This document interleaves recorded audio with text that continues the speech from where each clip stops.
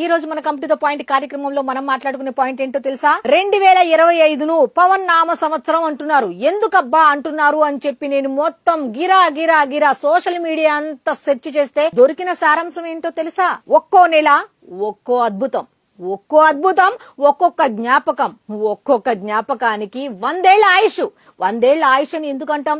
శతమానం భవతి అన్నా 100 ఏళ్లు చక్కగా జీవించు అని ఆశీర్వదించిన పదాలు వేరు కావచ్చు, అర్థం మాత్రం ఒకటే. ఏమిటి అంటే చేసిన పనిని బట్టి వ్యక్తికి గౌరవం వస్తుంది తప్ప గౌరవం అనేది వ్యక్తిని బట్టి రాదు, చేసిన పనిని బట్టే వస్తుంది అని నిరూపించిన ఒకే ఒక వ్యక్తి ఎవరు అంటే డిప్యూటీ సీఎం పవన్ కళ్యాణ్. ఒక్కో నెల ఒక్క అద్భుతం అన్నాను కదా, ఆ అద్భుతాలు ఒక్కొక్కటి 10 నిమిషాల్లో చెప్పేస్తా. 365 రోజుల్లో ఆయన చేసిన ప్రతి పనిని కూడా 10 నిమిషాల్లో చెప్పేస్తా. మీరైతే ఈ వీడియో చివరి వరకు చూడండి. ఎలా ఉంది అనే దాని మీద మీ అభిప్రాయాన్ని కామెంట్ రూపంలో తెలియచేయండి.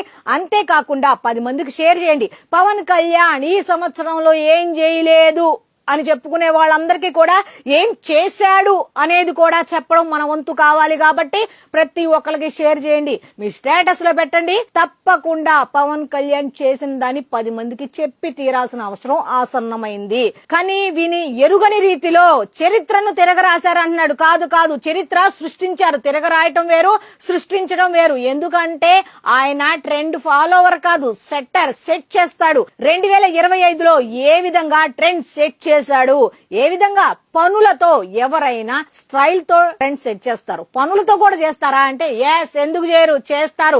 చేసి చూపించారు డిప్యూటీ సీఎం పవన్ కళ్యాణ్ అనే దాని మీద మనం మాట్లాడుకోబోతున్నాం. అయితే ఇప్పుడు పాయింట్ లోకి వెళ్ళిపోదాం. ఇందాక చెప్పాను కదా, ఒక్కో నెల ఒక్కో అద్భుతం. ఒక్కొక్క నెలకు సంబంధించి నేను ఇవ్వలేను గానీ ఓవరాల్ గా ఏం చేశారు అనేది మాత్రం ఇస్తా. అయితే మహర్షి సినిమాకి సంబంధించి ఒక సాంగ్ ఉంది, అదేంటో నేను మీకు గుర్తు చేస్తా. అయితే ఈ వీడియో మాత్రం కంప్లీట్ గా చూసిన తర్వాత ఆ మహర్షి సినిమా యూట్యూబ్ కి వెళ్లి మహర్షి సినిమాని కొట్టి ఆ సాంగ్ పెట్టి ఒక్కసారి కళ్ళు మూసుకొని అలా ఒక లుక్ వేసుకోండి.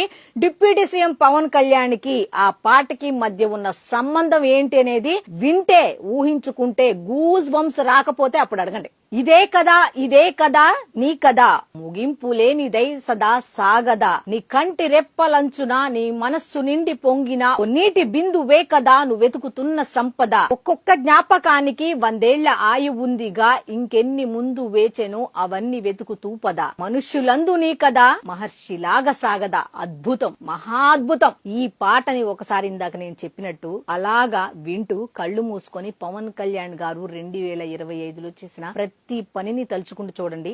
నిజంగా చెప్తున్నా, ఇందాక చెప్పినట్టుగా గూస్ బంప్స్ రాకపోతే అడగండి, అంతే. గిరిజన గ్రామాల్లోకి వెళ్లిన వ్యక్తి ఎవరైనా ఉన్నారా? గిరిజన ప్రాంతాల్లోకి వెళ్లిన వ్యక్తి ఎవరైనా ఉన్నారంటే ఎవరూ లేరు. మీకు విషయం తెలుసా? గిరిజన ప్రాంతాల్లో గెలిచింది ఎవరు అంటే ఇక్కడ కూటమి వాళ్ళు కాదు, వేరే వాళ్ళు. కానీ వాళ్ళ కష్టాలు చూశారు తప్ప ఎవరికి ఓటేశారు, ఓటు వేయలేదనేది చూడాల. గిరిజన ప్రాంతాల్లోకి వెళ్లి వాళ్ళకి రోడ్లు వేయించి, ఇంకో విషయం తెలుసా, వాళ్ళకి రగ్గులు పంపిణీ చేశారు. ఎంత ఆనందపడిపోయారో ఆ గిరిజనులు. మీకు తెలుసా ఎవరికైనా ఎంత ఆనందపడిపోయారు? అలాగా గిరిజనులను పట్టించుకున్న వ్యక్తి ఎవరైనా ఉన్నారా? గిరిజనులు ఏం పాపం చేశారు? వాళ్ళు మనలాంటి వ్యక్తులే కదా, వాళ్ళు మనలాంటి మనుషులే కదా, మనకున్న సదుపాయాలని వాళ్ళకి ఎందుకు లేవు అని ఆలోచించిన వ్యక్తి ఒక్కరిని చూపించండి, ఒక్క వ్యక్తిని చూపించండి. మీకు తెలిస్తే కామెంట్ రూపంలో తప్పకుండా తెలియచేయండి. గిరిజనులకు ఆనందాన్ని ఇచ్చారు, రోడ్లు వేయించారు, నీటి సదుపాయం కల్పించారు, రకరకాల పనులు చేయించారు. ఇక గ్రామీణ ప్రాంతాలకు వస్తే గాంధీజీ కలలు కన్న గ్రామ స్వరాజ్యం ఎలా సాకారం అవుతుంది అనే దాని మీద అడుగులు వేసుకుంటూ పల్లె పండుగ 1.0 అనే కార్యక్రమాన్ని పెట్టి గ్రామీణ స్థాయిలో ఎక్కడ గుంత కనపడకూడదు, చేసే పని పర్ఫెక్ట్ గా ఉండాలి అంటూ గ్రామీణ ప్రాంతాల్లో పల్లె పండుగ 1.0 కార్యక్రమాన్ని స్టార్ట్ చేసుకుంటూ కొన్ని కిలోమీటర్ల మేర ఏం చేశారు? రోడ్లు వేయించారు. నేను చెప్తున్న మాట కాదు, గిరిజన ప్రాంతాలకి పల్లె ప్రాంతాలకి వెళ్లి అడగండి, వాళ్ళు చెప్తారు పవన్ కళ్యాణ్ ఏమిటి అనేది వాళ్ళు చెప్తారు. 2025 సంవత్సరం పవన్ నామ సంవత్సరం అని ఎందుకు అన్నాము అంటే వాళ్ళ దగ్గర తీసుకోండి ఫీడ్బ్యాక్. అసలు గతంలో శాస్కి నిధులు అంటే ఎవరికైనా తెలుసా? అసలు ఆ పదమే వినలేదు ఎవరు కూడా. విని ఉంటారేమో బాగా చదువుకున్న వాళ్ళు. కానీ ఇప్పుడు చాలా మంది శాస్కి నిధులు తీసుకొచ్చారంట.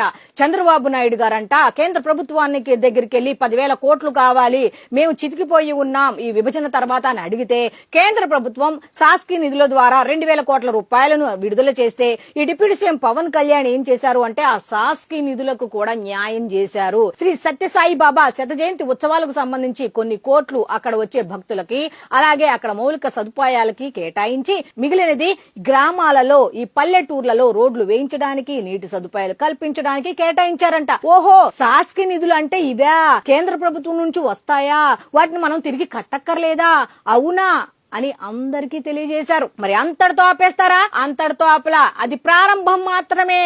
ఇక పల్లె పండుగ 2.0 అనే కార్యక్రమాన్ని తీసుకొచ్చారు. పల్లె పండుగ 2.0లో ఎన్ని సంస్కరణలు తీసుకొచ్చారు అంటే పంచాయతీలకు స్వయం ప్రతిపత్తి తీసుకొచ్చారు.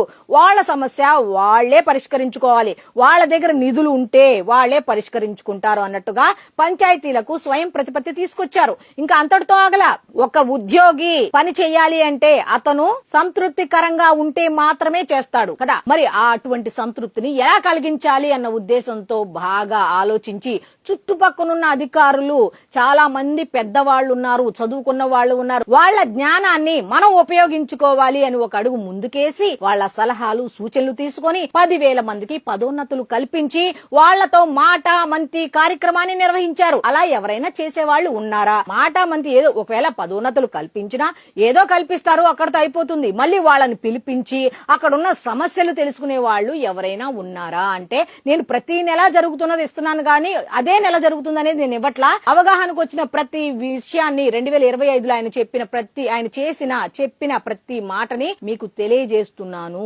ఇక్కడ ఆశ్చర్యకరమైన విషయం తెలుసా? గ్రామాల్లో చెత్తను తీసుకెళ్లే పారిశుద్ధ్య కార్మికులకు ఆయన పెట్టిన పేరేంటో తెలుసా? గ్రీన్ అంబాసిడర్లు అంట. ఎవరండి ఇలా పెట్టేది? అనాథ పిల్లలు, పిఠాపురంలో అనాథ పిల్లలకి నెల నెల కొంచెం డబ్బు పంపిస్తున్నారు. ఆ పిల్లలకి పెట్టిన పేరేంటో తెలుసా అండి?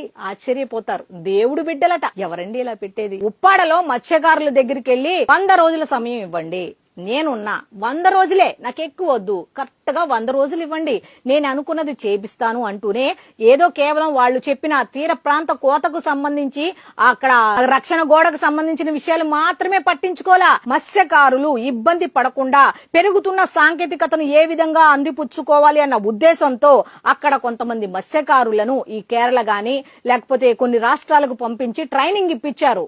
టెక్నాలజీ పరంగా ఏ విధంగా మీరు డెవలప్ అవ్వాలి అనే దాని మీద. అలా చేసిన వాళ్ళు ఎవరైనా ఉన్నారా? ఉంటే తప్పకుండా కామెంట్ చేయండి. ఇక చరిత్ర సృష్టించిన అమరజీవి పొట్టి శ్రీరాములు గారి గురించి మాట్లాడుకుందాం. ఆయన పేరు ఎవరికి గుర్తుండదండి? ఆంధ్ర రాష్ట్రం అనగానే ఆయన పేరే, కానీ ఎవరైనా గుర్తించారా? ఎవ్వరు గుర్తించలా. అందుకని నీటి ఇబ్బంది లేకుండా చేయటానికి కేంద్ర ప్రభుత్వం జల్ జీవన్ మిషన్ అనే పథకాన్ని ఎప్పుడో తీసుకొచ్చింది. దానికి మన రాష్ట్రంలో ఏమని పేరు పెట్టారో తెలుసా? అమరజీవి జలధార. అసలు ఆయన్ని గుర్తు చేసిన విధానం ఉంది చూసారా? నా భూతో నా భవిష్యతి అన్నట్టుగా గుర్తు చేశారు. ఆయన గురించి, ఆయన గొప్పతనం గురించి సోషల్ మీడియాలో అందరూ ఈ జెన్జెడ్ అంటున్నారు కదా, వీళ్ళందరూ ఏం వెతికారో తెలుసా? పవన్ కళ్యాణ్ గురించి లేకపోతే ఇంకొకరి గురించి కాదు అక్కడ వెతికింది. అసలు ఈ పొట్టి శ్రీరాములు ఎవరు?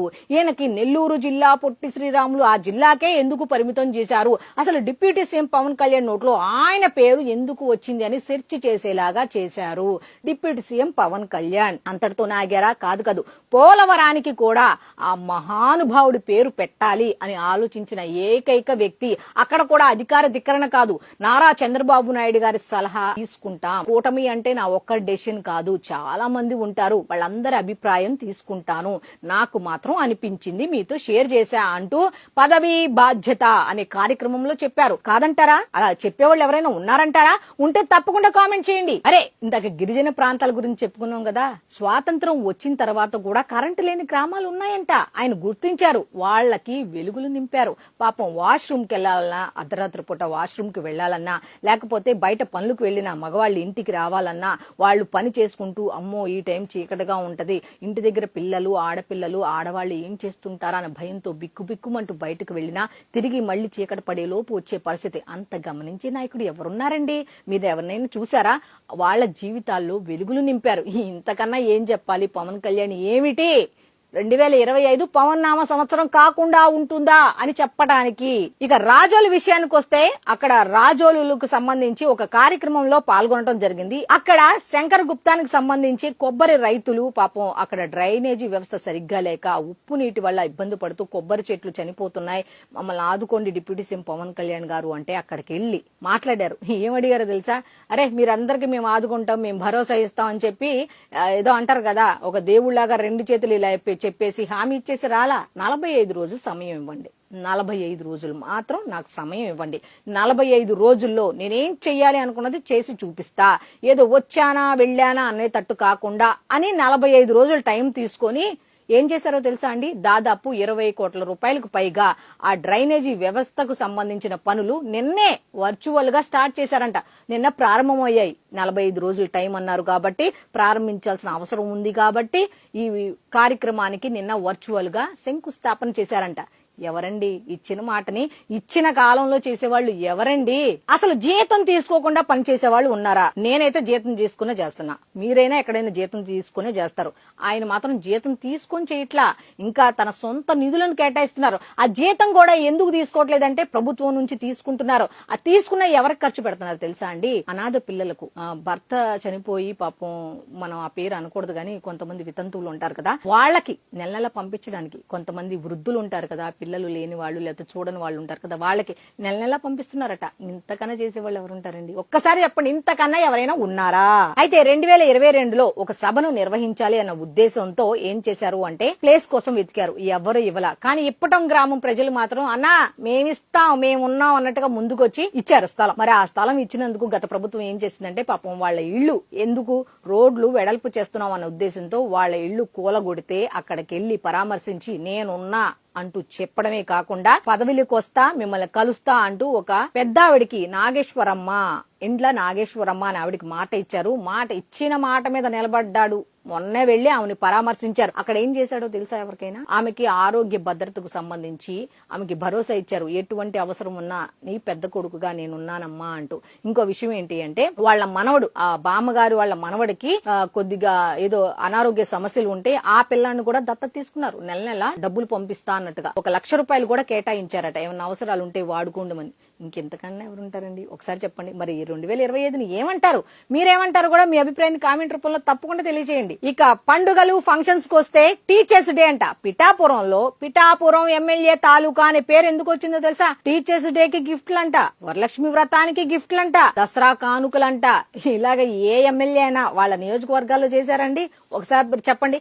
మా నియోజకవర్గంలో మా ఎమ్మెల్యే ఇలా చేశాడు అని అనుకునే వాళ్ళు కామెంట్ రూపంలో తెలియచేయండి. ఎందుకంటే మనం కూడా వాళ్ళ గురించి కూడా చెప్పుకోవాల్సిన అవసరం ఉంది. ఎందుకంటే డిప్యూటీ సీఎం పవన్ కళ్యాణ్ గారిని ఆదర్శంగా తీసుకుని పలానా ఎమ్మెల్యే ఈ విధంగా చేశాడు అని చెప్పాలి కాబట్టి. ఇక మొన్న దేశ కీర్తిని ఇనుమడింపు చేసిన అందుల మహిళా క్రికెట్ జట్టు సభ్యులు వచ్చి వాళ్ళ బాధను చెబితే ఎంత ఆనందపడిపోయారండి. అయ్యో అనవసరంగా పిలిచాం బాబు, ఇన్ని సమస్యలు చెప్తున్నారు అని అనుకోలా. వెంటనే స్పాట్ లో 24 గంటలు గడవక ముందే వాళ్ళ ఇంటికి ఏమేం కావాలో సరుకులు పంపించారు. వాళ్ళు ఇబ్బంది పడకుండా చూశారు. ఇంకొక విషయం తెలుసా? సొంత నిధులతో ఒక్కొక్కరికి 5 లక్షల రూపాయలు చొప్పున, ఆ కోచ్లకు 2 లక్షల రూపాయలు చొప్పున సొంత నిధులు 85 లక్షల రూపాయలు కేటాయించారు. మీకు ఓవరాల్ గా ఈ 2025కు సంబంధించి దాదాపు ఆయన సొంత నిధులు ఎంత ఖర్చు చేశారో మీకు తెలుసా అంటే దాదాపు 10 కోట్ల రూపాయల వరకు. ఇవన్నీ మనకు తెలిసిన లెక్కలే, తెలియని బోర్డులున్నాయి. 10 కోట్లు మాత్రమే. ఇంతటితో ఆపేరా? మొన్న చిలకలూరిపేటకు వెళ్లారు. పేరెంట్ టీచర్స్ మీటింగ్ జరిగినప్పుడు అక్కడికి వెళ్లి అరే ఈ పిల్లలు ఇంత ఇబ్బంది పడుతున్నారే, ఇక్కడ ఏమి లేవి అన్న ఉద్దేశంతో సొంత నిధులతో ఒక లైబ్రరీని, ఒక ల్యాబ్ ని ఏర్పాటు చేయించారు. ఇంకెంతకన్నా ఎవరుంటారండి? అక్కడ ఒక పంతులయ్యా, ఈయన అసలు ఏమని పిలవాలయ్యా? పాఠశాలలో పంతులయ్యా, ఇచ్చిన మాటను నిలబెట్టుకున్నందుకు రాజయ్యా, ఏమని పిలవాలయ్యా ఈ మహానుభావుని అంటే మీరు అభిప్రాయాన్ని కామెంట్ రూపంలో ఈ పేరైతే కరెక్ట్ గా ఉంటుంది అక్క అని చెప్పి సూచించి చెప్పండి. ఇక ఆధ్యాత్మికం సైడ్ గనక మనం చూసుకుంటే ఏం జరిగింది అంటే ఉడిపి శ్రీకృష్ణ మఠానికి వెళ్ళినప్పుడు అసలు భగవద్గీత అనేది ఉందని మాత్రం మనకు తెలుసు. అందులో ఎంత అద్భుతమైన వర్డ్స్ ఉన్నాయి అనేది చెప్పింది ఎవరో తెలుసా? డిప్యూటీ సీఎం పవన్ కళ్యాణ్ గారే. సనాతన ధర్మ పరిరక్షణ బోర్డు అనే విషయాన్ని గతంలో ఆయన తీసుకొచ్చారు. మొన్న కూడా నొక్కి ఒక్కాడించారు. ఈ మద్రాస్ హైకోర్టుకు సంబంధించి ఒక న్యాయమూర్తి ఈ దీపానికి సంబంధించి ఒక ఇష్యూ వస్తే హిందువులకు పాజిటివ్ గా మాట్లాడితే ఈ ఇండి కూటమి నేతలు ఆయన మీద రకరకాల మాటలు, రకరకాల నివేదికలు మన ఓం బిర్లా గారికి సమర్పిస్తే అప్పుడు రియాక్ట్ అయింది ఎవరో తెలుసా? మన డిప్యూటీ సీఎం పవన్ కళ్యాణే. మళ్ళీ ఎవ్వరు, ఏ హిందూ సంఘాలు గాని ఎవ్వరు రియాక్ట్ అవ్వాల. అంటే హిందువులను బెదిరించడానికి మీరు ఇటువంటి చేస్తారా? జాగ్రత్త. హిందువులకు సంబంధించి ఏదైనా స్టేట్మెంట్ ఇచ్చేటప్పుడు, ఏదైనా అనౌన్స్ చేసేటప్పుడు ఒళ్ళు జాగ్రత్త పెట్టుకోండి అన్నట్టుగా మీరు బెదిరిస్తారా? ఇది ఎంతవరకు కరెక్ట్ అన్నట్టుగా చెప్పుకొచ్చారు. ఈ కల్తీ లడ్డుకు సంబంధించి 2 రోజులకు ఒకసారి ట్వీట్, 2 రోజులకు ఒకసారి ట్వీట్, సనాతన ధర్మం జోలికి రావద్దు, సనాతన ధర్మం జోలికి వస్తే బాగుపడరు అంటూనే దాంట్లో ఇన్వాల్వ్ అయిన వాళ్ళు ఒక్కొక్కరు ఏ విధంగా బయటకు వస్తున్నారో అది వచ్చిన ప్రతిసారి కూడా ఆయన ట్వీట్ చేస్తున్నారు. ఇప్పుడు సనాతన ధర్మానికి సంబంధించి పరిరక్షణ బోర్డు రావటం అన్నది అవసరం కాదు, ఆవశ్యకత, రావాల్సిందే ఎట్టి పరిస్థితుల్లో అని నొక్కి ఒక్కాడించి చెప్పిన వ్యక్తి ఎవరయ్యా అంటే ఈ డిప్యూటీ సీఎం పవన్ కళ్యాణ్. అందుకే ఆయనకి ఏం బిరుదు ఇచ్చారో తెలుసా? ఉడిపి శ్రీకృష్ణ మఠానికి సంబంధించిన వాళ్ళు నవయుగ శ్రీకృష్ణ దేవరాయలు. ఇంతకన్నా ఒక వ్యక్తికి ఏం కావాలి? శ్రీకృష్ణ దేవరాయలు ఏం చేశాడు అంటే ప్రజాపాలన చూసుకుంటే సంస్కృతికి సంబంధించిన కార్యక్రమాలు నెరవేర్చుకుంటూ వెళ్లారు. కాబట్టి అన్ని గమనిస్తున్నారు. వాళ్ళేమి పిచ్చివాళ్లై ఊరికే వచ్చాడు కదా అని చెప్పి ఎవరు శ్రీకృష్ణ మఠానికి వెళ్లిన వాళ్ళలో ఎవరు? ప్రధానమంత్రి నరేంద్ర మోదీ గారు, ఆ తర్వాత యోగి ఆదిత్యనాథ్ గారు, తర్వాత డిప్యూటీ సీఎం పవన్ కళ్యాణ్. అంతమంది ఉండగా ఈయన్ని మాత్రమే పిలిచి నవయుగ శ్రీకృష్ణ దేవరాయలు అని బిరుదిచ్చారు అంటే ఒక్కసారి ఆయన గురించి హిందువులే కాదు అందరూ ఆలోచించుకోండి. కులాలు ఆయనకి ఇష్టం లేదు, కానీ కులాలు వాళ్ళు మాత్రం ఆయనకు దగ్గర అవుతున్నారు. మా పవన్ కళ్యాణ్, మా డిప్యూటీ సీఎం పవన్ కళ్యాణ్ అంటూ కులాలు దగ్గరికి అవుతున్నాయి. పారిశుద్ధ్య కార్మికులు నారెల్లి సోదరులు అని చెప్పిన వాళ్ళు ఎవరు? నారెల్లి సోదరులు అని చెప్పిన వాళ్ళు ఎవరు? ఆయనే. రిక్షా కార్మికులు నా వాళ్ళు, ఆటో కార్మికులు నా వాళ్ళు, స్త్రీ శక్తికి సంబంధించి బస్సులో ప్రయాణిస్తూ ఆడపిల్లలతో, ఆడవాళ్ళందరితో ఎంత మమేకమై మాట్లాడుతూ అక్కడ సాధక బాధకాలు వాళ్ళ ఆనందాన్ని పంచుకున్నారంటే ఎవరికి సాధ్యం? ఒక నార్మల్ మనిషిగా ఎవరికి సాధ్యం? పరదాలు వేసుకొని తిరగటం ఆయనకు తెలీదు. రోడ్డు మీద అలా నడుచుకుంటూ అందరినీ చూస్తూ కష్ట నష్టాలు, వ్యాధి బాధలు అవన్నీ చూసుకుంటూ వాటిని ఎలా అధిగమించవచ్చు అని ఆలోచించే ఒకే ఒక వ్యక్తి ఎవరయ్యా అంటే ఈ డిప్యూటీ సీఎం పవన్ కళ్యాణ్ అని చెప్పొచ్చు. అయితే మొత్తానికి 2025 సంవత్సరం ఇంతటితోనే అయిపోయిందా అంటే ఇటు ప్రజలకు సేవ చేశారు, నెక్స్ట్ ఇంకోటి ఏం చేశారంటే సనాతన ధర్మానికి సంబంధించి ఎవరైనా ఎక్కువ మాట్లాడినా దానికి సంబంధించి ఎటువంటి దుర్మార్గాలు గానీ ఏమైనా బయటకు వస్తే దాని మీద రియాక్ట్ అవుతూ మాట్లాడారు. మరి అసలైంది మర్చిపోయాం మనం. ఏంటి అంటే కొంతమంది రప్ప రప్ప అని ప్రతి డైలాగు వాడుతుంటే ఎలాగా రకరకాలుగా బెదిరించినట్టు మాట్లాడుతుంటే ఒక్కటే వార్నింగ్ ఇచ్చారు, చొక్కా మడత పెట్టి నేను వస్తే చాలా దూరం వెళ్తుంది. అయితే ఆ రప్ప రప్ప డైలాగ్ వాడే ప్రతి ఒక్కరికి కూడా ఎంత స్వీట్ గా వార్నింగ్ ఇచ్చారో తెలుసా? అసలు మీరు నమ్మరు ఎంత స్వీట్ వార్నింగో. నేను ఆ పదం, ఆ సాంగ్ అది, ఆ పదం వాడొచ్చో లేదో నాకైతే తెలియదు, కానీ నేను చెప్పాలనుకుంటున్నా. ఒకవేళ నాకు చెప్పడం కుదరకపోతే మాత్రం మీరు ఆ కింద కామెంట్ చేయండి. ఏంటి అంటే దేకిలేంగే డాష్, చూసినాంలే చాలా.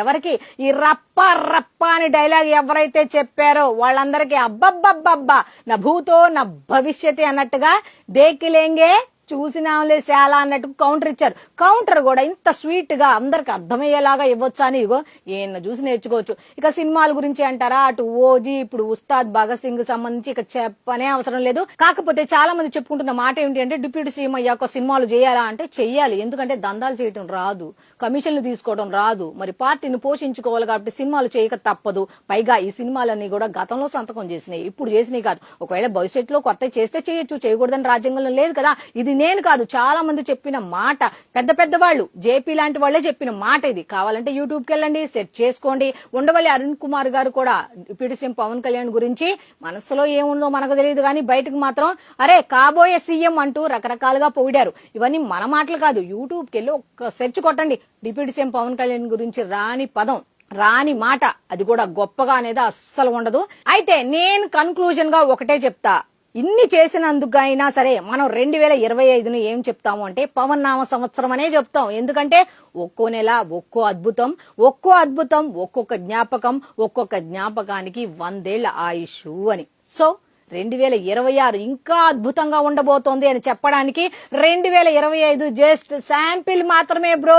2026 ఇంకా ఉంది, ముందుంది. In front of crocodile festival అంటూ ప్రత్యర్థుల గుండెల్లో బెల్స్ మోగిస్తూనే ప్రజలకు భరోసా ఇస్తున్నారు.